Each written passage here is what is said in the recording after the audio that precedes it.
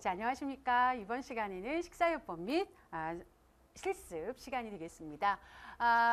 영양판정 및 실습으로 나왔네. 식사요법 및 실습에 대한 과목에 대해서 간단하게 좀 오리엔테이션을 진행을 하고 이번 강의를 진행을 하도록 할게요. 자, 식사요법은 이제 현강으로 들으시는 분들 같은 경우는 오후 시간에 들으시게 되세요. 3주를 들으시게 되고 매주 목요일마다 진행이 되어집니다. 그래서 약 9주 정도를 식사요법 강의를 진행을 할 거예요. 식사요법이라고는 하지만 그 안에 생리학적인 내용도 같이 포함을 하고 있는 그런 강의가 되겠습니다.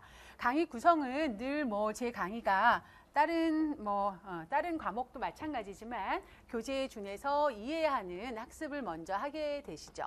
이해하는 학습을 하시고 그 이해된 내용을 토대로 해서 반드시 복습을 해 보셔야 돼요. 복습을 스스로 해 보시고 그거에 대한 확인을 함께 해 보셔야 합니다. 그래서 형성평가를 통해 가지고 반복을 하게 되고 그죠? 이거를 통해 가지고 반복도 하게 되고 내가 이제 또 암기를 하게 되고 중요한 부분이 무엇인지에 대한 점검도 하게 됩니다.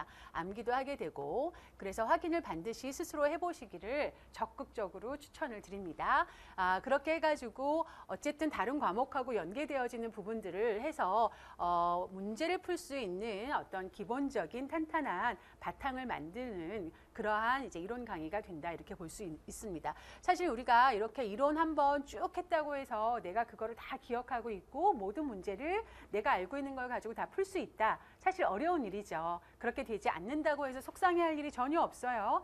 내가 이제 그 상황에서 최선을 다하는데 그것이 끝까지 그 지식이 남아있지 않을 수 있습니다. 그러니까 우리는 또 기출문제를 통해서 이론을 또다시 점검을 하게 되고 예상 문제를 통해서 중요한 이론을 또다시 점검을 하게 되고 이런 과정을 반복해요. 그래서 한 켜 쌓여서 최종적으로 가서 시험을 보게 되는 모의고사까지 해본 다음에 시험을 보게 되는 그런 상황을 만나게 되는 거니까 공부하시면서 지치거나 내가 다른 사람은 다 하는 것 같은데 나는 모르는 것 같아 불안해하실 필요 전혀 없습니다. 그 조급증은 공부하실 때 전혀 도움이 되지 않아요. 그러니까 그렇게 생각하시고 구주를 잘 따라오시면 좋겠고 이 구주가 마칠 때쯤 되면 아니면 그 이전에 이미 여러분이 지금은 자신이 없다가도 어느 정도 하다 보면 계속 익숙한 걸 듣고 그러다 보면 자신감이 붙게 되는 그런 시기가 올 것입니다.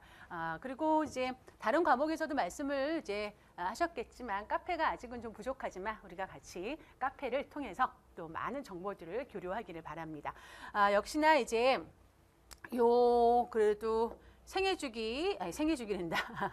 식사요법 요거에 대해서도 우리가 한번 전체적으로 어떤 문제들이 나왔고 어디에 좀 더 힘을 줘서 공부를 해야 되는지 그리고 요 식사요법 같은 경우에는요 질환 하나에 대해서 우리가 알아야 되는 카테고리가 한 다섯 가지 정도 카테고리가 있어요. 요게 항상 세트예요. 모든 질환마다. 그러니까 그런 것도 한번 확인을 해 보도록 하죠. 자, 먼저 여기에 평가 영역은 굉장히 간단하죠. 세 가지의 영역입니다. 세 개의 영역. 보면은 영역은 되게 간단해요. 좀 산뜻한 색깔로 바꿔볼게요. 영역은 대단히 간단한데 이 영역 안에 들어있는 평가 내용의 요소들을 보면 좀 많아요. 그래서 소화기계 질환이다라고 얘기해도 여러분 소화기계가 어디야? 우리가 입부터 시작을 해서 사실 식도 중간부터 저기 항문에 이르기까지가 다 소화기관이에요. 그리고 소화기관을 둘러싼 주변에 간담체, 간, 담낭, 췌장 이런 친구들이 또 타액선 이런 친구들이 다 소화를 도와주는 부속기관이에요. 이것까지 다 합쳐서 우리는 뭐라고 불러요? 소화기계 이렇게 부릅니다. 비뇨기계라고 부를 적에도 마찬가지예요. 콩팥을 포함해서 신우, 방광, 요도 다 합쳐서 비뇨기계라고 얘기하는 것처럼 그래서 소화기계 질환이에요. 그러면은 여기 안에 들어가는 게 지금 말씀드린 기관들 다 포함되는 거거든. 위장관 비롯해서 식도 비롯해서 간담체 비롯해서 이게 다 들어가요. 그래서 그러한 질환에 대해서 원인 왜 생겼니? 그 다음에 이 질환으로 인해서 대사적인 변화. 처음에는 정상적일 때는 이랬는데 이렇게 변했어.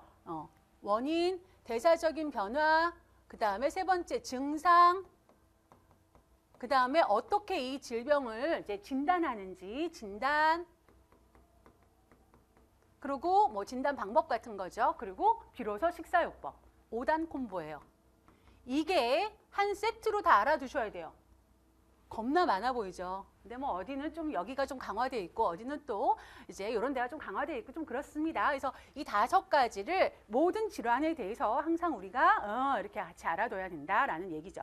그게 여기 다 표현돼 있어요. 그래서 평가 영역 첫 번째 나온 거는 식사요법 개요. 개요 부분에는 식품 교환표가 나오고 식단 작성이 나오고 병인식이라고 해서 뭐 일반식, 치료식, 검사식, 영양 지원까지 나옵니다. 이런 것들이 나오고요. 그리고 초창기에는 식사요법 식품 교환표 자체를 물어보는 문제들이 왕왕 있었어요.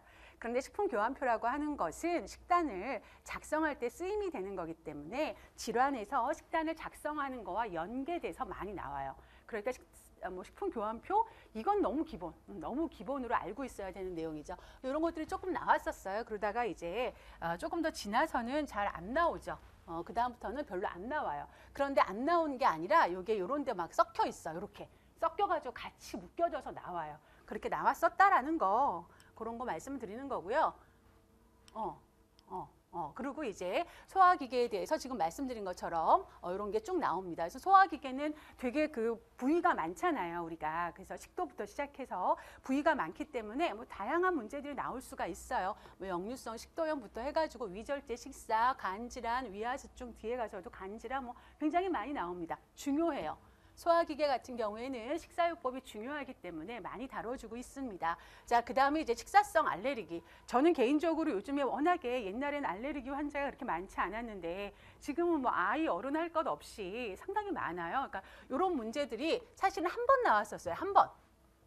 우유 알레르기. 근데 이제 우유 알레르기라고는 얘기를 하지만 우유 먹고서 뭔가 불편함을 호소하는 것이 우유 알레르기 때문에 나타날 수도 있고요. 유당 불내증 때문에 나타날 수도 있고요. 갈락토즈 혈증과 같은 어때요? 선천성 대사장애로도 나타날 수 있어요. 그래서 그 증상은 되게 유사한데 원인이 다른 거지. 이런 것도 같이 묶어서 좀 정리가 필요해요. 근데 알레르기라고 해서 나온 건 요거 딸랑 하나 나왔는데 이제 2017년에 나왔는데 10점짜리 문제였어요. 이때 약간 세느세이션이었었죠. 왜냐하면 문제 자체가 너무 현실적이었어요. 학교에서 정말 어떻게 해야 되지? 뭐 이런 행동 강령 같은 걸 물어보는 게 나왔었어요. 우린 다뤄볼 거예요. 기출에서 다뤄볼 건데 이런 게 나왔었다라고 하는 거 말씀드리는 거고요. 그래서 이제 평가형 첫 번째가 구성이 돼 있고 두 번째는 사실 만성 질환으로 가장 많이 나오고 있는 부분이에요. 당뇨. 심순환기계라고는 얘기하지만 여기 혈관, 심장 다 포함되는 거거든요. 심장에서 혈액이 박출이 되면 어디를 손 한자가 빠졌네. 어디를 통해서 순환이 돼? 혈관을 통해서 순환이 되는 거니까 심장, 혈관 질환을 다 포함하는 거예요. 그래서 여기도 뭐 질환 종류가 많아. 고혈압, 뭐 이상지질혈증, 뭐 우려혈성 심부전, 뭐 허혈성 심부전, 뇌졸중 뭐 이런 것까지 다 포함이 돼요. 그래서 그런 것들 나와요. 신장 질환 나오는데 여러분 심순환 기계하고 신장 질환은요 손잡고 다녀요. 신장이 안 좋은 사람이 심순환 기계도 심순환 기계 안 좋으면 신장에도 그래서 같이 이렇게 많이 당뇨는 그러면 별개냐? 같이. 그래서 얘들이 이렇게 묶여 있어요. 그래서 문제도 그런 식으로 같이 많이 나올 가능성이 높고 그렇게 한두 개씩 등장을 하기 시작하고 있어요. 자, 그래서 여기서도 역시나 원인, 증상, 진단, 대사변화, 식사요법 이런 거 많이 나오고요. 뭐 이거는 어디 부분에서 많이 나오고 뭐 적게 나오고 이게 의미가 없어요. 다 알아두셔야 돼요. 여기는 굉장히 중요한 내용들이 많이 나오고 있다. 알아두셔야 되고 쭉 보시면은 다 이렇게 나오죠. 뭐 2020년도에도 다 여기 같이 나오고 있어요. 가장 최근에도 나왔었고요. 가장 최근에도 문제는 마치 고혈압 같죠? 고혈압, 신장질환 같이 연계돼서 나왔었어요. 그러니까 여기 부분들은 좀 힘을 줘서 공부를 해야 돼요, 우리가. 그래서 저도 강의할 적에 조금 더 디테일하게 강의를 하게 될 예정입니다. 그 다음에 이제 나오는 것이 비만, 저체중, 빈혈이죠. 비만, 저체중, 빈혈. 여기서도 역시나 이렇게 5단 콤보에 대한 내용을 알아두셔야 되겠고요. 그리고 이제 여기 신장질환 같은 경우 통풍이 나왔었는데 통풍은 뼈질환에서도 얘기를 할 때가 있고 신장질환에서도 얘기를 해요. 뭐 어디서든 하여튼 알아두면 되는 거죠. 그렇게 하고 비만과 저체중에서도 특히 여기 생애주기랑 엮어가지고 청소년들한테 많이 나타나는 식이장애와 같이 해서 많이 나타나고 있는 그런 상황입니다. 나오고 있고 그리고 빈혈은 영양 판정에서도 엄청 많이 나와요. 영양 판정하고 엮어져서도 나오고 그리고 또 어디야 저기 생애주기 영양학에서도 임신부한테 이게 어떤 혈액이 희석 현상이 생기면서 빈혈이 생기거든요. 그래서 그런 부분하고도 엮어서 많이 나오고 임신이 되면서 혈액 양상이 달라지니까 그런 이런 거와 관련해서도 나오고 하여튼 엄청 많이 등장을 하고 있는 부분이에요. 그래서 빈혈에 대한 것들 여기서는 사실 아마 그쪽으로 빠졌기 때문에 없을 수도 있어요. 그렇게 해서 잘 알아둬야 되는 내용이고요. 그 다음에 아마 우리가 실제로 강의를 진행을 할 적에는 저는 여기다가 합쳐서 골질환, 그러니까 뼈, 골질환에 대한 내용도 추가를 할 것이고요. 그 다음에 선천성 대사장애도 추가를 할 거예요. 아니 평가 영역도 아닌데 굳이 이거를 왜 해요? 이게 이제 선천성 대사장애 같은 경우에는 생애주기 영향에서 많이 나와요. 그렇게 해서 나와가지고 여기서도 같이 다뤄볼 거고요. 골질환도 마찬가지예요. 에스트로겐 변화와 관련 지어져서 많이 등장을 하고 있고 골다공증이 그래서 우리는 식사요법에서도 다뤄볼 예정입니다. 이런 식으로 해서 식사요법은 식사요법 이 질환마다 각각의 질환에 따르는 3단, 5단 콤보가 되게 중요한 내용이고 그것들을 잘 알아두셔야 되고 특히나 뭐 영양 판정 또 이제 생애주기 영양학과 관련해서도 많이 연동해서 나오고 있으니 예, 잘 알아두시면 좋겠다. 뭐 저도 그렇게 연결해서 많이 강의를 하려고 노력할 겁니다. 자, 이렇게 된다는 거 한번 전체적인 거 뭐 어디가 더 중요하고 어디가 안 중요해요. 이런 말씀을 드리기가 어려워요. 사실은 그런 거고요. 그래서 배점이 어느 정도를 차지를 하고 있느냐. 배점은 이렇습니다. 보통 이제 2020년도 이후부터는 2문제 내지 3문제 정도가 꾸준히 나오고 있는 상황이고 배점은 한 8점에서 10점 정도를 차지를 하고 있어요. 기입형과 서술형 잘 믹스돼 가지고 출제가 되고 있는 경향입니다. 그리고 대부분의 경우에 식사요법은 서술하라고 하는 문제들이 많아요. 그 서술하라고 하는 거에 보면 꼭지가 한 3개, 4개 되는 거지. 또는 2개 정도 되는 거죠. 그러면 뭐 2점, 2점, 배점 해주고 이런 식으로 해서 꼭지가 그렇게 해서 나오고 또 그때 다른 영역에 다른 과목에 있는 것도 연계가 되고 있으니 좀 잘 살펴두면 좋겠다 이렇게 말씀을 드립니다. 그래서 대략적으로 식사요법이라고 하는 것들을 우리가 어떻게 공부를 해야 될까에 대한 내용을 말씀을 드렸고요. 이제 본격적으로 수업을 진행을 해보고자 합니다. 자, 식사요법. 이제 5단 콤보는 항상 우리가 알아둬야 된다라고 하는 걸로 이제 감이 좀 오실 것 같다는 생각이 드는데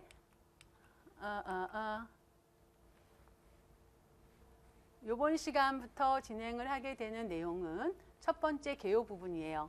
여러분들 이게 좀 이렇게 이런 식으로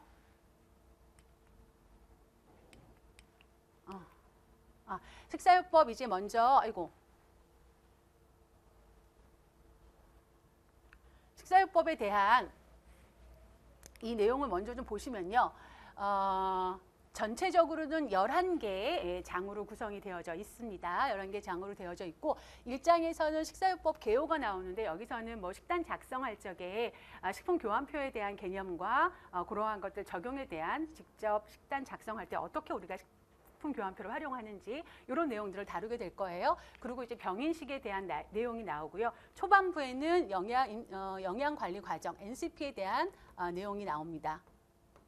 이게 시험 문제에 한번 나왔었어요.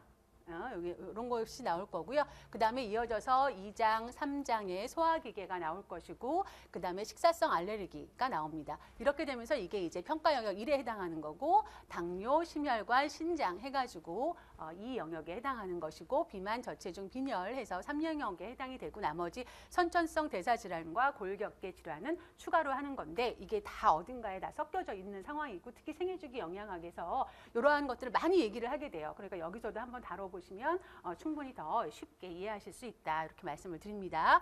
자, 그리고 이제 본격적으로 수업에 들어가자면 여기 좀 이렇게 약간 좀 커져서 이렇게 나와줘야 아름다운 그림이 되는데 자, 이렇게 해서 봅시다. 자, 먼저 영양관리 과정에 대해서 말씀을 드릴 텐데 영양관리 과정은 우리가 NCP라는 말로 많이 사용을 하고 있죠. 뉴트리션, 케어, 프로세스라고 하는 말입니다. 시험을 볼 때 이렇게 뭐 NCP라고 쓰면 틀리나요? 영양관리 과정이라고 써야 되나요? NCP라고 쓰면은 그거는 제가 출제자라면 NCP라고 쓰는 답을 좋아하진 않아요. 영양관리 과정이라고 쓰시던지 아니면 뭐라고? 뉴트리션 프로세스 뉴트리션 케어 프로세스라고 풀네임을 다 정확하게 쓰시던지 둘 중에 하나. 그러니까 NCP로 쓰고 나와서 막 전전긍긍하지 마시고 처음부터 우리가 문제를 풀고 할 적에 내가 영어로 풀네임을 쓰든지 자신이 없어 스페링 끝에가 E가 있나 없나 막 헷갈려. 그럼 그냥 한국말로 외워요. 너 외울 것도 많은데 그냥 한국말로 합시다. 아름다운 우리 한국말로. 영양 관리 과정이라고 쓰시면 돼요. 근데 이제 뭐 강의하다 보면 NCP 하는데 그냥 NCP를 쓰고 나오면 계속 신경이 쓰이지. 그죠? 그런 거. 자, 영양 관리 과정, 뉴트리션 케어 프로세스는 이거는 우리가 쉽게 생각하시면 그거예요. 이게 뭐 대단한 게 아니라 약속이에요. 약속. 자, 히스토리가 어떻게 되냐면 이 뉴트리션 케어 프로세스를 임상에서 사용하게 된 히스토리가 자, 병원마다 영양사, 임상 영양사들이 다 이제 달라. 제각각이야. 그러니까 환자를 케어하는 영양 중재를 하고 뭐 영양 판정을 하고 이 사람에 대해서 영양 문제가 뭐지라고 해서 이렇게 진단해 내고 하는 그런 과정을 수행하는데 임상 영양사마다 다 달라. A라는 사람은 이 사람은 뭐 이렇게 A라는 프로세스로 하고 B라는 사람은 B라는 프로세스로 해. 그래가지고 당뇨 환자에 대한 영양 관리를 어떻게 하고 있는지 만약에 예를 들어서 자료를 수집해가지고 어떤 통계를 내가지고 영양 정책을 수립하는데 활용하고 싶어. 그런데 자료가 너무 다 중구난방이야. 이게 뭐 절차가 없어. A라는 사람은 굉장히 디테일하게, B라는 사람은 덤성덤성 이렇게 되는 거예요. 그렇게 되니까 환자의 입장에서도 잘 만나는 영양사 선생님에 따라서, 임상 영양사 선생님에 따라서 이게 케어받는 게 어때요? 질이 달라요. 그러니까 최소한 공통적으로 균질한 영양 관리를 받기 위해서 절차가 필요하구나. 그 절차는 표준화되어져야 되겠구나.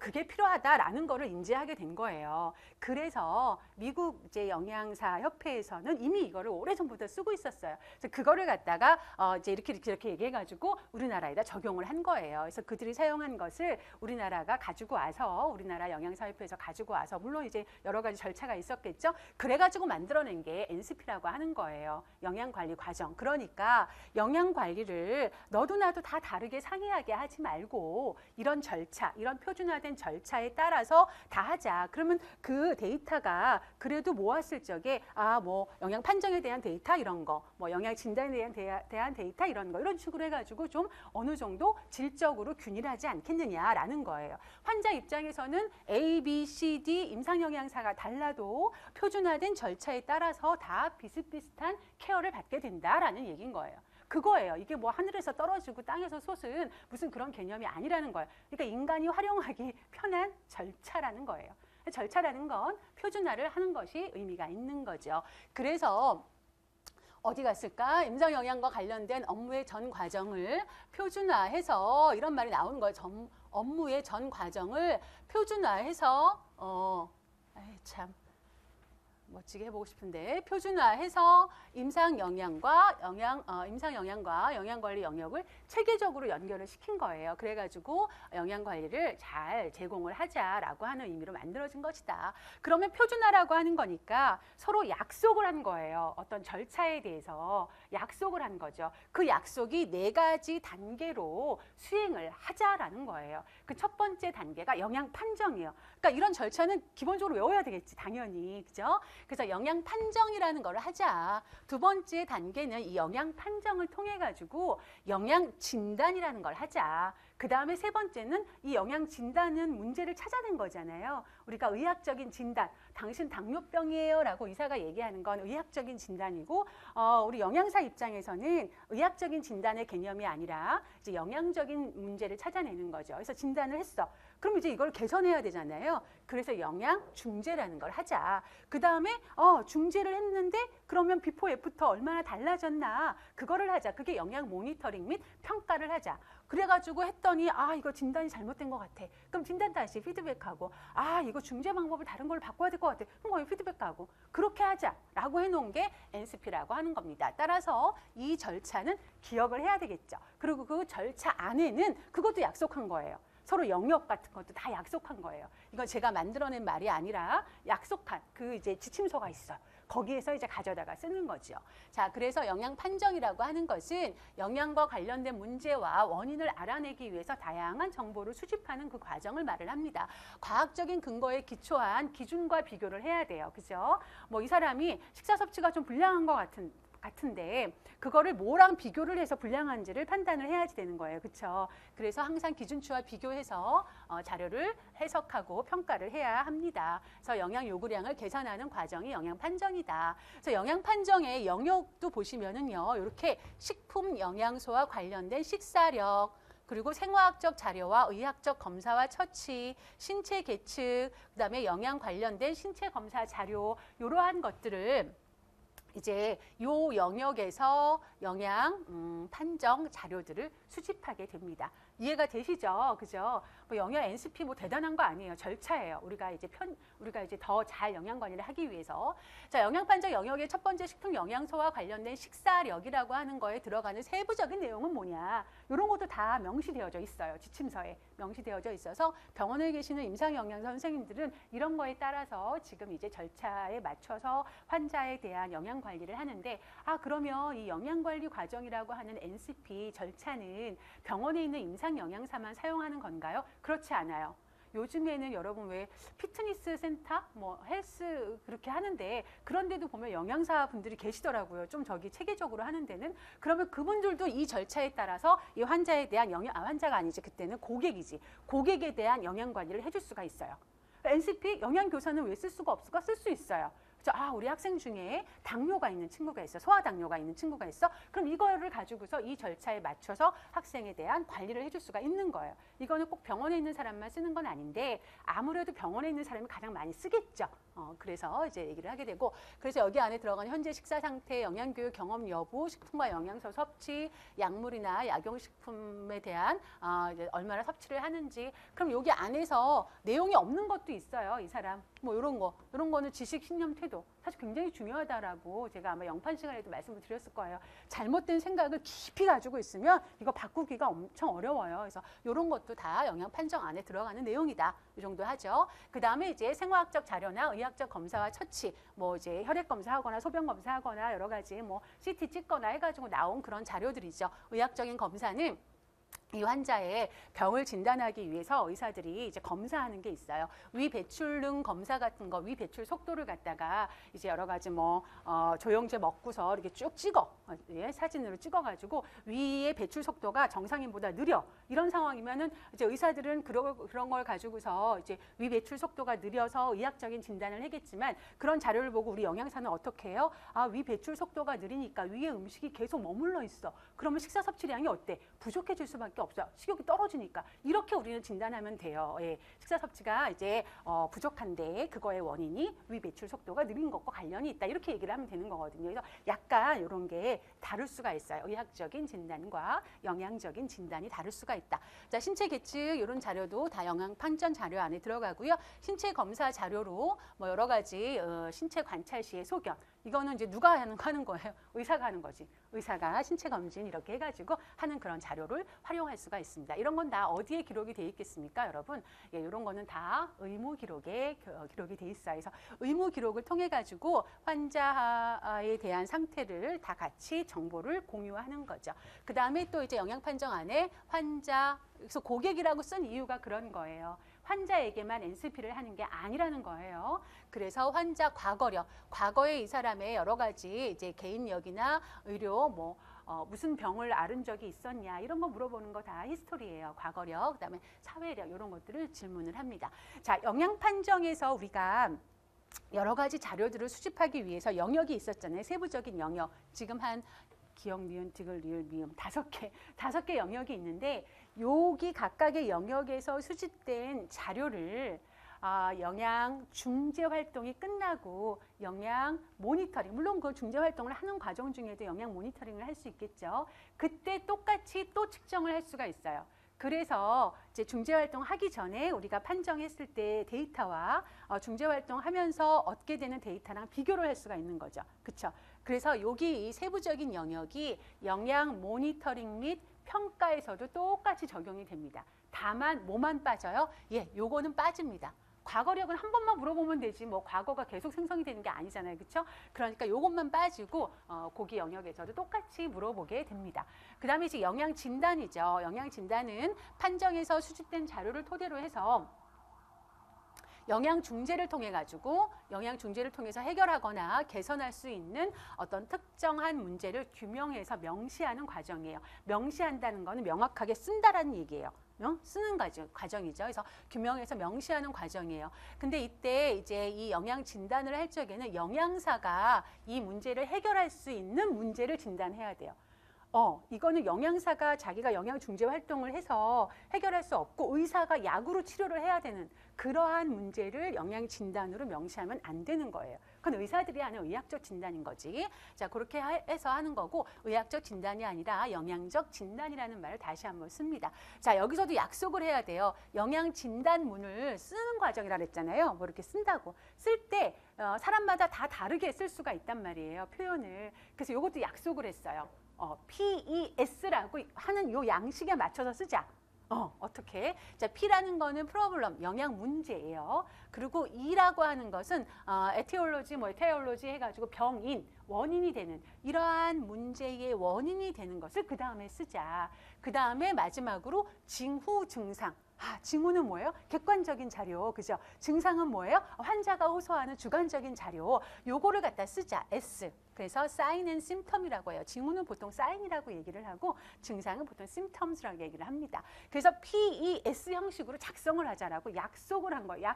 그래서 약속을 한 거예요. 그래가지고 영양 진단을 할 적에 영양 문제의 영역을 좀 보시면 이렇습니다. 영양 문제 영역도 역시 몇 가지 영역들이 있어요. 몇 가지 영역에서 영양 문제를 이제 규명할 수가 있어요. 섭취 영역, 임상 영역, 행동 환경 영역. 이런 건 약속이야. 사실 거의 다 이 중에 어딘가에 포함이 돼요. 영양 문제가. 그래서 섭취 영역에서는 뭐 에너지 평형이라든가 뭐 경구 섭취, 영양 집중 지원 섭취, 뭐 수분 섭취 여기에 문제가 있는 것으로 우리가 문제를 쓸 수가 있다라는 거예요. 저는 지침서에서 부분적으로 중요한 거 우리가 알아야 되는 것만 가지고 왔지만 지침서 두께가 이래요. 그래가지고 더 자세하게 되어져 있습니다. 임상 영역에서는 의학적 또는 신체적 상태와 관련된 영양 문제.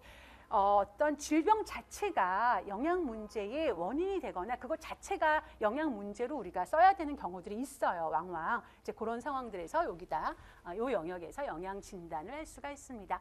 행동 환경 영역에서는 이 사람이 뭔가 에너지 섭취가 굉장히 부족한데 그것이 바로 잘못된 지식, 신념이나 태도 이것 때문에 섭취가 부족하다라고 하면 이게 문제거든요. 그죠? 그래서 뭐 이런 거 영역에서 또 이제 영양 문제를 이제 우리가 이렇게 진단할 수가 있습니다. 그 다음에 이제 원인 또는 병인이라고 얘기하는 E에 해당하는 거죠. 요거는 P에 해당하는 거. 영양 문제의 원인으로 영양 중재를 통해서 병인을 제거하면 영양 문제가 사라지는 거.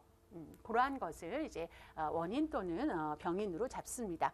그리고 징후 증상은 영양 판정 중에서 징후는 영양 판정 과정 중에서 객관적인 자료, 증상은 주관적인 자료에 해당한다. 그래서 가능한 한 이런 징후와 증상은 수치화하고 계량화할 수 있는 자료를 선택해서 하는 게 좋아요. 그래야지 중재 활동을 하고 난 다음에 얼마나 달라졌는지 또 이렇게 수치화된 것을 비교하는 게 훨씬 더 좀 객관적이잖아요. 그렇죠? 그리고 영양 중재 후에 모니터링의 지표가 된다. 이렇게 볼 수 있습니다. 그다음에 이제 영양 진단문을 그래서 PES 문으로 쓰라고 얘기를 하는데 이것도 이런 식으로 쓰라고 가르쳐 줬어요. 이렇게 약속을 한 거야. 영양 문제는 좀 더 올려볼까요? 영양 문제는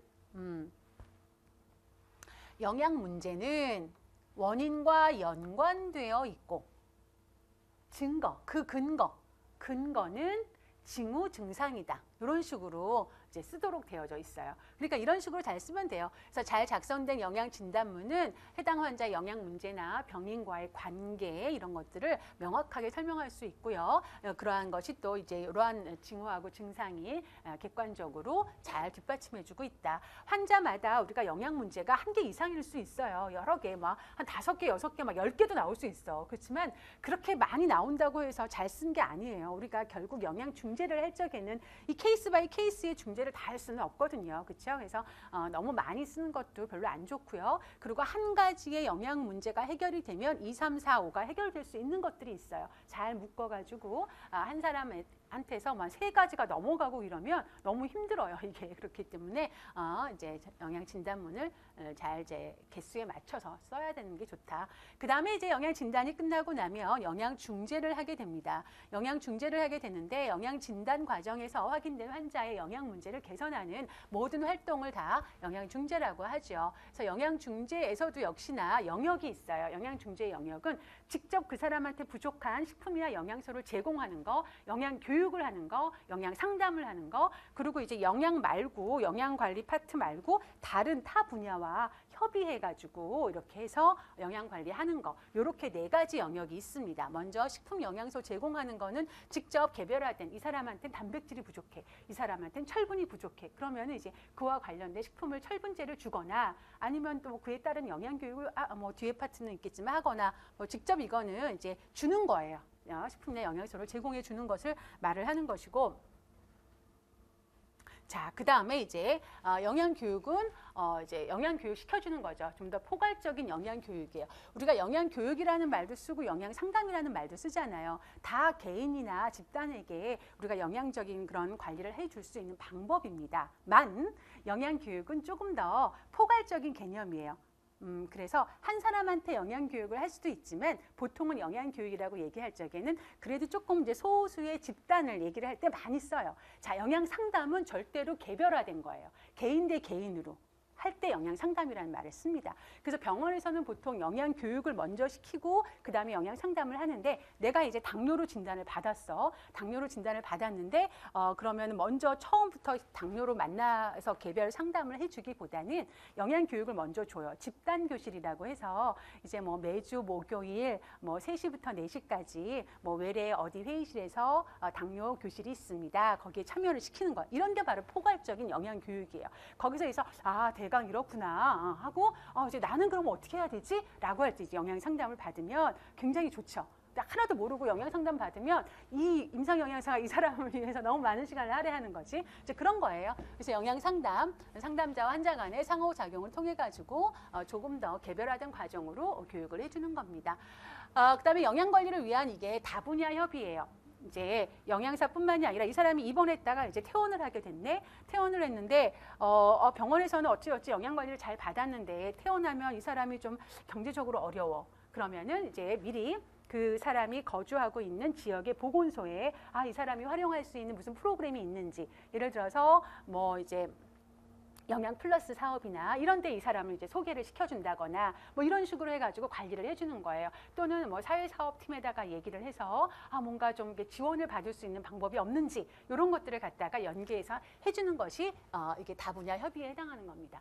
내용 그런 내용이에요. 자, 그 다음에 마지막 단계로 영양 모니터링 및 평가에 대한 내용입니다. 자, 영양 모니터링은 우리가 영양 감시의 개념에서도 영양 판정에서도 잠깐 나왔었죠. 개인에게 영양 감시를 하는 거다. 그래서 모니터링을 할 적에는 쉽게 생각하면 어떤 지표가 어떻게 변했는지, 그래서 이렇게 보는 거예요. 그런 지표들의 변화. 그래서 여기도 영양 중재가 계획대로 잘 실행되고 있는지, 우리가 수립한 목표가 잘 달성되었는지 이런 걸 알아보는 과정이 영양 모니터링 및 평가입니다. 여기서 또 되게 궁금해하시는 분들이 계세요. 모니터링은 뭐고 평가는 뭐예요? 이렇게 물어봐요. 자, 모니터링은 이것도 좀 분리를 하자고 하면, 모니터링은 이제 어떤 건강 지표들이 어떻게 변화가 되어 가는지를 소위 말해서 감시하는 거예요. 이렇게 잘 보는 거고, 그래서 좀 지표가 변화가 긍정적으로 될 수 있도록 조절을 하는 것이고, 평가라고 하는 것은 처음에 내가 애초에 계획할 때 달성하고자 하는 목표를 갖다가 수립을 하잖아요. 이게 얼마나 달성됐는지를 최종적으로 보는 것이 평가다. 이렇게 생각하시면 조금 더 분리가 돼요. 제가 이런 얘기를 굳이 얘기를 하는 이유는 나중에 영양교육 가면 겁나 헷갈리거든. 평가는 뭐고 막 이렇게. 그래서 그냥 지금부터 그렇게 생각을 좀 해두자. 그래서 영양중재가 여기도 보면은 실행되어서 이렇게 되기는, 그래서 계획대로 지표들이 잘 변화가 되는지는 모니터링을 통해서 보는 거고, 내가 계획했던 목표가 달성되었는지는 굳이 얘기를 하자면 평가의 개념에 가깝다, 이렇게 말씀드리는 거예요.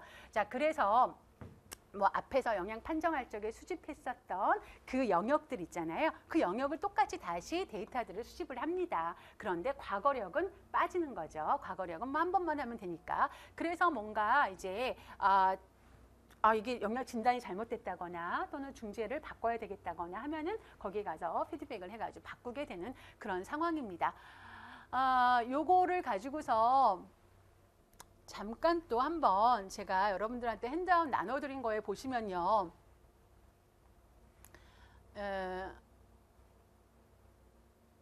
아이고.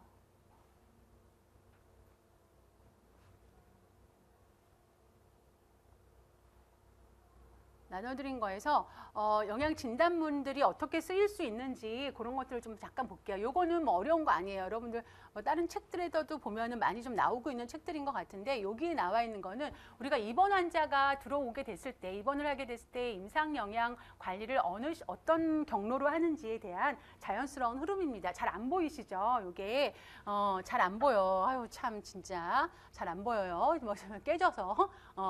일단 먼저 들어오게 되면 병원에 입원을 하면은 뭐를 먼저 한다? 영양 검색이라는 걸 한다. 이걸 영어로는 뉴트리션 영양 스크리닝이다. 이런 말씀 드렸죠. 자, 영양 검색을 해요. 보통은 24시간 이내에 하는 것이 가장 바람직하다라고 얘기를 합니다만 그래도 뭐 48시간까지는 빨리 하면 할수록 좋겠죠. 그래서 빨리 선별해내는 거야. 영양적인 위험이 있는 사람을 빨리 선별해서 그 사람에게 맞는 더 심도 깊은 영양 판정을 하든 아니면 영양 중재 활동을 하든 이렇게 하는 거죠. 그래서 영양 불량 위험도를 평가를 하고 그리고 또 이제 의사가 진료를 하면서 이 사람 질병 치료에 영양 관리가 필요해요라고 임상 영양사한테 처방을 내리기도 해요. 이제 처방이라기보다는 오더를 내리는 거죠. 이제 이렇게 상담해 주세요라고 오더를 내리면 그거에 따라서 환자에 대한 영양 평가를 하고 치료 계획을 수립을 합니다. 그 다음에 영양 치료를 시행한다. 영양 중재 활동 하는 얘기 한다는 거예요. 그래서 뭐 상담도 하고 식사 조정도 해주고 뭐 이렇게 해가지고 또 경우에 따라서는 입으로 못 먹어. 그러면 이제 뭐 관으로 음식을 넣어주거나 이것도 안 돼. 그러면 정맥으로 넣어주거나 뭐 이런 것들을 이제 하는 거죠. 혈관으로 넣어주거나.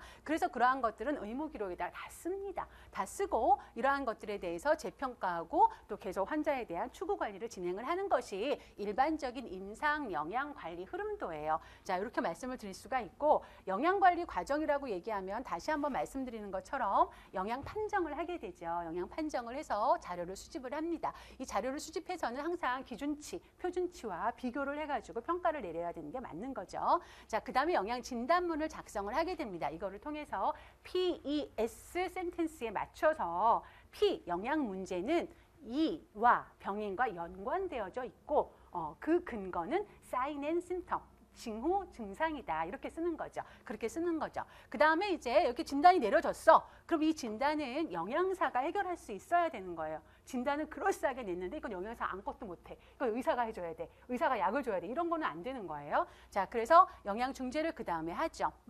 영양 문제가 여러 개가 나올 수 있어요. 한 3개 정도 나왔다. 그 와중에도 우선순위를 두는 게 필요하겠죠. 그렇죠? 그렇게 해서 중재 활동을 합니다. 그 다음에 이제 중재 활동을 통해서 얼마나 우리가 잘 나아가고 있는지 영양 모니터링 및 평가라는 걸 하게 되는 거죠. 이런 과정이 이제 NCP의 전체적인 과정입니다. 그래서 요 각각의 영양 진단에 대한 설명이 이렇게 있어. 설명이 이렇게 있고 가로쳐져 있어. 그럼 영양 진단이라고 쓰실 수 있어야 돼요. 그렇죠? 뭐라고 써놨어. 영양 중재야. 뭐 쓸 수 있어야 돼요. 그런 식으로 이제 그런 정도의 내용은 알고 계셔야 된다라고 말씀을 드리는 거고요. 그 다음에 요거 이제 뭐 같은 내용입니다. 지금 보려고 하는 거는 요거예요. 진단문이 이렇게 쓰여질 수 있다라고 하는 거를 한번 좀 간단하게 봅시다. 보시면 의학적인 진단으로는 비만이 나왔어. 아유, 당신 비만입니다. 이렇게 나왔어, 의사가. 그런데 이제 영양적인 진단으로는 물론 비만 자체가 임상적인 영역에서의 영양 문제로 우리가 도출할 수도 있어요. 그럴 적에는 어떤 병인이 가능하냐면 에너지 이제 비만은 에너지 섭취량이 추정량보다 많고 신체 활동이 적은 것과 관련이 되어지고 그 근거는 현재의 체중이 적정 체중의 완벽한 비만이죠. 175% 수준이다. 이렇게 약간 이제 수치화해 주는 게 좋아요. 이렇게 쓸 수도 있고 의사는 비만이라고 진단을 했지만 임상 영양사는 에너지 섭취 과다를 영양 문제로 진단을 했어. 이럴 때 에너지 섭취 과다는 에너지 필요 추정량보다 많은 에너지 섭취와 관련이 되어져 있고 그 근거는 에너지 필요량을 이 사람한테 이제 이렇게 이 사람의 그런 이제 신장에 대한 표준 체중으로 보니까 이제 뭐가 나오겠죠. 칼로리가 나올 텐데 이 사람이 거기에 150% 이상을 섭취하고 있어. 이렇게 쓰는 거예요. 이렇게 해가지고 쭉 쓸 수가 있습니다. 그래서 여기 같은 경우에도 당뇨병으로 진단을 받았어, 이 사람이. 그런데 영양 진단은 식품 영양소 관련 지식 부족으로 쓸 수가 있어요. 왜냐하면 이 사람 잘못된 신념이나 지식을 가지고 있어. 왜냐하면 이러한 영양 문제는 E형 당뇨병에 대한 영양관리 교육을 받은 바가 한 번도 없어. 그래가지고 뭘 모르고 있어. 막 이런 것과 관련이 되어서 이런 지식이 부족한 것이 문제가 된다. 이거를 먼저 해결을 해주면 자기가 좀 지식이 쌓이고 이렇게 되면 제대로 먹을 수 있는 가능성이 있는 거예요. 자, 그래서 그거에 대한 증거는 처음 진단을 받았다는 거. 뭐 이런 거는 환자가 처음 진단 받았다고 얘기한 거죠. 이런 식으로 쓸 수가 있는 것이 영양 진단문이 되겠습니다. 그래서 이것도 핸드아웃 자료를 되게 많이 좀 드렸어요. 이렇게 좀 사실 이 진단이라는 용어가 주는 뉘앙스가 굉장히 민감했어요. 처음에 이 NCP를 할 적에. 왜냐하면 진단이라고 하는 거는 우리가 의료 분야에서 봤을 때 진단은 누구만이 할 수 있어요. 나라에서 진단할 수 있는 사람은 의사밖에 없어요. 의사가 진단을 하는 거예요. 진단부터 시작이 되는 거잖아. 막 이렇게 진단을 하기 위해서 많은 검사도 하고. 근데 영양적인 진단을 해? 이렇게 돼서 약간 그 묘한 그런 껄끄러움이 있었어요. 근데 이제 지금은 많이 그 개념 자체가 이제 정리가 된 거죠. 그래서 여기도 보면 하나만 더 보고 넘어갈게요. 아이고, 얘는 어디로 가는 걸까요? 자, 우려성 심부전이에요. 우려성 심부전. 이게 뭐 이제 심장 근육이 많이 이제 이완이 돼서 확 수축이 잘 안 돼서 어딘가에 이제 고여 있기 때문에 심장이 제 기능을 하지 못하는 경우에 우리가 우려성 심부전 이렇게 얘기를 합니다. 이거는 뭐 보나마나 당연히 의학적인 진단이에요. 그런데 우려성 심부전 환자가 왔어. 그러면 우리는 어떻게 영양사가 뭐 이것저것 다 판정을 이렇게 하고 해봤을 적에 이 사람의 수분 섭취 과다가 문제라고 할 수가 있어요. 왜냐하면 우려성 심부전 환자의 경우에는 증상 자체에서 부종이 많이 발생을 해요. 그런데 이 사람이 물을 또 게다가 많이 먹어. 막 이렇게 되면 그게 더 문제가 될 수가 있는 거거든요. 그래서 이러한 수분 섭취 과다가 문제가 있는데 그거에 대한 원인은 뭐와 환자가 얘기하고 있는 심한 갈증을 자꾸 너무 많이 느낀대. 이런 거와 관련이 되어져 있고 그 근거는 의사가 처방한 수분량이 있어요. 분명히 이거는 왜 수분 섭취 제한이 그 식사요법에 들어가거든요. 굉장히 중요하거든요. 그런데 이 사람은 거기다 150%를 더 이제 그만큼을 먹고 있는 거죠. 이게 이제 근거가 되는 것이다라고 쓸 수가 있는 거다. 그래서 이제 의학적인 진단과 영양적인 진단에 대해서 잘 구별을 해둘 필요가 있겠다. 만약에 어디 하나를 블랭크로 해놓고서 하면은 여기에 맞는 거를 써야 되는 거죠. 여기에 맞는 거를 우리가 쓸 수 있으면 좋겠다. 뭐 그렇게까지 자세하게 나오겠습니까만은 항상 이런 생각을 할 때 우리는 좀 경계를 해야 되죠. 자, 이렇게 말씀을 드릴 수가 있습니다. 자, 다시 이제 본문으로 넘어가면 요건가요? 아니구나. 요건가요? 네, 이렇게. 자, 그래서 또 이어서 가봅시다. 제가 말씀드린 것이 NCP까지 말씀을 드렸죠. NCP 다음에 이제 식품교환표에 대해서 말씀을 드릴 거예요. 아이고. 그쵸. 식품교환표. 식품교환표는요. 식품교환표 자체로 뭐 가치가 있는 것이 아니라 이거를 활용해서 우리가 식단을 작성하는 데 있어서 식품교환표에 쓰임이 있는 거예요. 그렇죠? 식품교환표가 애초에 처음 만들어졌을 때는 이게 당뇨 환자를 위해서 만들어졌답니다. 그래서 우리나라에서도 그 전까지는 없었어요. 이런 식품교환표가 없었는데 2010년도에 이제 그 이전까지는 그냥 이런 어떤 툴 없이 우리가 당뇨 환자의 식단을 작성을 했겠죠. 그런데 이제 2010년도에 이것이 다 만들어졌어요. 사전 작업을 통해 가지고 식품교환표가 만들어졌는데 사실 식품교환표라는 것을 우리가 현장에서 임상영양사로서 환자한테 식품교환표를 설명하려면 너무 어려워요. 너무 교환 단위가 뭐야? 이게 뭐야? 왜 되게 어려워요. 사실 어려운 개념입니다. 그런데 우리는 이렇게 이제 전공을 한 사람들이 얘기를 하는 거니까 되게 일상적인 것 같지만 이거를 뭐 저희 집에 있는 사람도 당뇨 환자예요. 근데 식품교환표 얘기를 하면 뭐래? 제가 엄청 어려운 얘기를 하는 줄 알아요. 그래가지고 병원에 가서 저 말고 다른 임상 영양사가 얘기를 해주면 이게 참 그게 그렇더라고요. 그 사람이 얘기해주면 엄청 쉽고 이게 왜 그런 줄 아세요? 태도가 틀려서 그래. 내 마음가짐이 틀려서. 그러면 거기서 얘기 듣고 온 거를 저한테 또 막 얘기를 해요. 내가 다 얘기한 건데. 나도 임상 영양사인데. 그래서 이게 그렇구나 우리가 이제 그쵸? 그래서 식품교환표라는 개념 자체가 그렇게 쉬운 개념은 아닙니다. 우리는 계속 들으니까 익숙해서 그렇지만 일반 환자들한테 식품교환표에 대한 개념을 설명하려면 쉽지 않아요. 그런데 이제 현재까지는 이 식품교환표가 그래도 많이 상용하고 있는 그런 식단 작성할 적에 쓰이는 도구니까 우리도 알아둬야 되겠다. 자, 식품교환표라고 하는 거는요. 그래서 지금은 당뇨 환자한테는 당연히 쓰고요. 비만 환자의 식단 작성할 적에도 당연히 쓰고요. 일반 사람들한테도 쓸 수 있어요. 균형식을 이제 짤 수가 있는 거라서 쓸 수가 있습니다. 당연히. 근데 이제 일반적으로는 환자들한테 많이 사용을 하고 있죠. 자, 여기서 헷갈리지 않아야 되는 것이 식품교환표와 또 비슷한 게 있어요. 도구가. 식사구성원. 식사구성원이 있어요.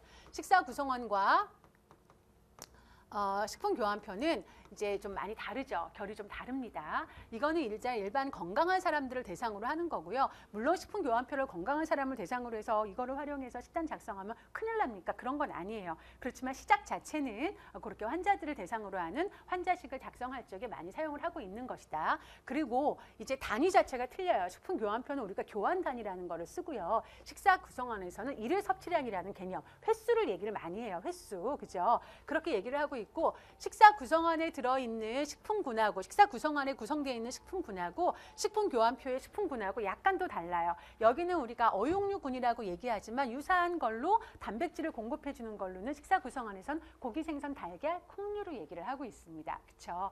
자, 그리고 여기 뭐 한 가지 예를 들어서 말씀을 드리면 이렇게 여기는 아니다. 이걸로 하지 말고 자, 식사 구성원에서는 채소군에 뭐 예를 들면 채소군에 누가 들어있어요? 토마토가 들어있어요. 토마토가 채소군에 있어요. 그러니까 토마토는 채소야. 식사 구성원에서 바라볼 때는 식품교환표에서 바라볼 때 토마토 얘는 과일이야. 그렇게 달라요. 과일에 속해 있어요. 그리고 뭐 이제 견과류 같은 것도 식품교환표에서 볼 적에 견과류 너는 지방이야. 그런데 얘 식사 구성원에서 볼 적에는 얘긴 고기, 생선, 달걀, 콩류야. 이런 거예요. 그리고 여기 안에 들어있을 때 뭐 예를 들어서 생선 같은 경우는 이게 2021년도에 또 개정이 됐어요. 식사 구성원이. 그래서 생선 같은 것도 처음에는 60g이었다가 1회 섭취 분량이 근데 70g으로 바뀌었답니다. 그런데 식품교환표에서는 얼마? 50g이에요.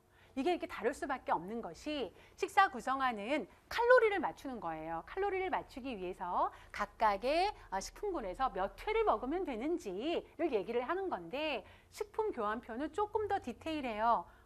탄단지, 에너지까지 비슷하게 맞춰놨기 때문에 분량이 다른 거예요.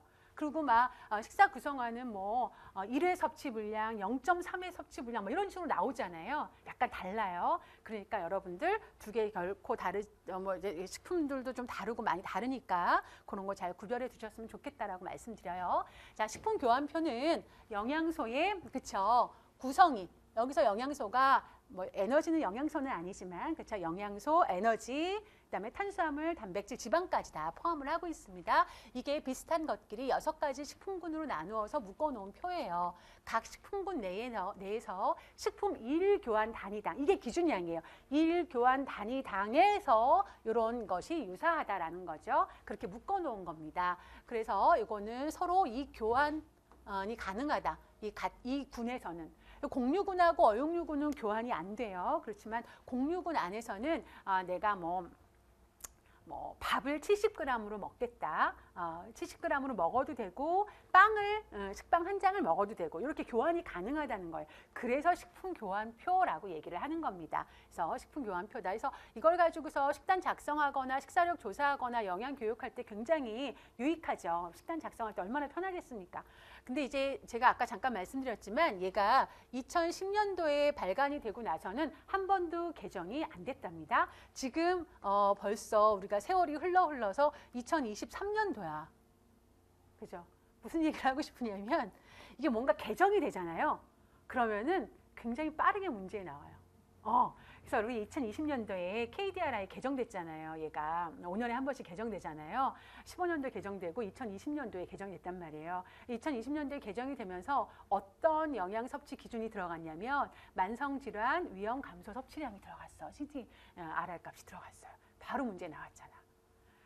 이게 제발 2023년도 어느 때쯤 개정이 안 됐으면 좋겠어요. 개정되면 바로 또 등장할 수 있어요. 이거 뭐 외우기 너무 성가시단 말이에요. 개정되면서 개정이 되면요. 개정된 건 되게 유심히 봐야 돼요. 빨리 나와요. 영양사 문제 같은 경우에는 개정이 되면 그 해에는 잘 안 나와요. 그런데 영양교사는 겁나 빨리 나와요. 그래서 개정됐을 때 그거 조금 이렇게 신경을 좀 많이 써서 봐야 된다. 이렇게 얘기하면 뭐 항상 그런 건 아니지만 대체적으로 그렇다. 이렇게 볼 수가 있습니다. 자, 그래서 6가지 식품군의 1교환 단위당, 이거는 기준이 1교환 단위에 해당하는 그 양, 이거는 식품마다 1교환 단위 양은 당연히 다르겠죠. 영양소의 구성이 다르니까. 거기에 해당하는 대체적인 이런 열량하고 영양소의 함량, 이 표는 씹어 삼키셔야 돼요. 이거는 그냥 이제 여기에 사진처럼 들어가 있어야 돼요. 숫자들이다 보니까 약간씩 헷갈릴 수도 있고 잘 안 외워질 수도 있잖아요. 수단과 방법을 가리지 말고 자꾸자꾸 눈으로 보거나 자꾸자꾸 입으로 해서 얘를 익숙하게 만들어 놓으셔서 외우셔야 됩니다. 이거는. 자, 그래서 보고 갈게요. 저는 이런 식으로 약간 이제 요령을 피워서 외우기는 해요. 일단 식품군을 보면 공유군, 주식이죠, 주식. 그리고 어육류군, 우리 흔히 말하는 주찬이잖아, 주찬. 그렇죠? 그 다음에 또 반찬, 채소군. 아, 얘네들 버무리려면 그 다음에 지방군 있어야 돼. 그 다음에 우유하고 과일은 후식 개념이잖아. 근데 우유하고 과일 중에서도 우유가 먼저 나오는 거죠. 후식으로 좀 이게 영양소가 좀 풍부하게 들어있으니까 우유, 그 다음에 과일군, 이렇게 식품군을 순서대로 잘 외우시기 바랍니다. 자, 그 다음에 어육류군 같은 경우가 주로 이제 단백질을 공급해주는 식품군인데 이거는 지방의 함량에 따라서 저중고로 나눕니다. 이렇게 똑같이 나누는 게 우유도 있어요. 우유가 일반 우유가 있고 그 다음에 이제 저지방 우유가 있겠죠. 일반 우유, 저지방 우유를 이렇게 나눕니다. 자, 그래가지고 보시면 공유군은 1교환 단위당 100칼로리예요. 100칼로리. 100칼로리고 탄단지, 이 순서대로 탄단지. 그래서 여기는 주로 공유군은 단백질을 제공해주고, 탄수화물을 제공해주고 있어요. 탄수화물 1교환 단위 안에 23g 제공해주고 있습니다. 그리고 단백질 2g, 여기 앞에 2g. 하여튼 수단과 방법을 가리지 않고 외우는 거야. 얘 막 이렇게 해서 23g인데 이제 2g. 여러분 나름대로 또 외우시는 방식이 있을 수 있어요. 그거 뜯어 고치실 필요 없습니다. 이제 좀 그리고 지방은 이제 거의 지방이 없다가 아니에요. 여러분 이렇게 바로 되어져 있는 건요. 지방이 없다가 아니에요. 미미하다. 신경 쓰지 말자 이거예요. 그래서 만약에 우리가 어떤 식품을 구매를 했는데 영양 표시가 이렇게 되어져 있잖아요. 영양 표시가 되어져 있는 거 이렇게 바로 되어져 있으면 없다가 아니에요. 미미해요. 그럼 없는 거는요. 얘 없는 건 0으로 표시돼 있어요. 0으로 하는 거 진짜 없는 거야. 근데 이렇게 바로 조금 이렇게 돼 있는 거는 미미해. 아, 이게 디텍트는 되는데 뭐 양으로 할 수가 없어. 이럴 때 너무 미미하다. 무시해도 된다라는 개념인 거지. 안 들어있다. 이건 아니에요, 여러분. 예, 그래서 어쨌든 이렇게 되어져 있습니다. 왜 쌀 씻으면 위에 기름 뜨잖아, 약간. 그렇죠? 근데 이건 미미하다. 다 없어진다. 이렇게 되는 거죠. 그 다음에 어육류군은 저중고예요. 이때 열량이 50, 75, 100입니다. 50, 75, 25씩 차이가 나죠. 50, 75, 100. 탄수화물은 무시해도 돼요. 탄수화물은 무시해도 됩니다. 자, 그리고 단백질은 단백질 양은 동일한 거예요. 지방의 양에 따라서 나눈 거기 때문에 단백질은 888 똑같아요. 그리고 지방은 저중고가 2, 5, 8, 3, 3 늘어나는 거죠. 3 늘어납니다. 2, 5, 8 이렇게 외우시고요. 그 다음 마지막 반찬 채소군이죠. 얘는 열량은 나가요. 근데 우리 채소 아무리 먹어도 열량 별로 안 나간다고 하죠. 1교환 단위 20칼로리입니다. 20칼로리. 그런데 스님들이 주로 채식하잖아요. 그러니까 탄수화물 당연히 있어야 되겠고 단백질은 있어야 돼. 지방은 무시해도 돼요. 그런데 양이 적죠. 탄수화물도 3, 2. 요거랑 거꾸로 23의 거꾸로 3, 2 이렇습니다. 자, 3, 2 들어있고요. 지방분은 45. 오로지 열량과 지방만 있어요. 45. 5, 9, 45. 5죠. 1g에 9칼로리잖아. 그죠? 그래서 이렇게 되는 거고요. 그 다음에 우유군은요. 일반 우유하고 저지방 우유 있는데 일반 우유는 125칼로리. 1교환 단위. 보통 1교환 단위가 200ml예요. 근데 요즘에 우유 보면 200ml짜리도 있고 190짜리도 있더만 170짜리도 있더만요. 다르더라고요. 깜짝 놀랐어요. 자, 어쨌든 125칼로리예요. 그리고 탄수화물, 단백질, 지방이 다 들어있어요. 이 식품 교환표 안에서 탄단지가 다 들어있는 거 유일하게 우유밖에 없어요. 그래서 우유가 참 좋은 식품인가 봐요. 다 들어있어요. 그래서 탄수화물도 제법 많습니다. 10g이 들어있고요. 단백질도 이래서 단백질 식품이에요. 6g 들어있고요. 일반 우유의 경우에 지방은 7g 들어있어요. 7g. 그리고 저지방은 다 똑같아야 되겠지. 지방의 함량만 달라야 되겠죠. 그러면 지방의 함량이 달라지니까 열량도 달라져야죠. 그래서 이제 80칼로리예요. 그리고 16 똑같습니다. 그러면 지방은 5만큼 줄었어요. 5만큼 줄었으니까 여기도 45만큼 줄었어요. 그렇죠? 그러면 여기 만약에 내가 일반 우유를 먹던 것을 저지방 우유 일교환 단위로 바꿨어. 그러면은 나머지 탄수화물하고 지방은 똑같이 유지가 되면서 탄수화물하고 단백질 양은 똑같이 유지가 되면서 열량과 지방만 줄었잖아요. 그러면은 내가 이거를 저지방 우유로 바꿈으로 인해서 뭐를 하나 더 먹을 수가 있겠어요? 그치, 지방분해서 일교환 단위로 더 먹을 수가 있어요. 이게 너무 기름이 안 들어가니까 너무 맛이 없어. 이럴 수 있잖아요. 우리가 참기름 막 이렇게 그런 거 먹고 싶어. 그럼 이제 이렇게 할 수가 있는 거예요. 이렇게 한 교환 단위를 뺄 수 있다. 과일군은요. 과일군은 이제 열량이 좀 많이 나가죠. 탄수화물이 좀 더 많이 들어있으니까 열량이 일교환 단위 50입니다. 공유군의 반이에요. 공유군의 반. 그러면은 이제 나머지 과일은 단백질하고 지방은 무시해도 돼. 탄수화물은 23의 반이 사실은 11.5 막 이렇게 가야 되는 거잖아요. 그러니까 12. 저는 이렇게 외웠어요. 그래도 뭐 헷갈릴 때가 있어요. 저도. 그래서 요거는 수단과 방법을 가리지 말고 외우셔야 됩니다. 외우셔서 이렇게 알고 계시는 것이 필요하다. 예. 이번 시간 여기까지 진행하고요. 다음 시간에 식품 교환표를 활용해서 식단 작성 어떻게 하는지 진행하도록 하겠습니다. 잠깐 쉬었다 뵐게요. 수고하셨습니다.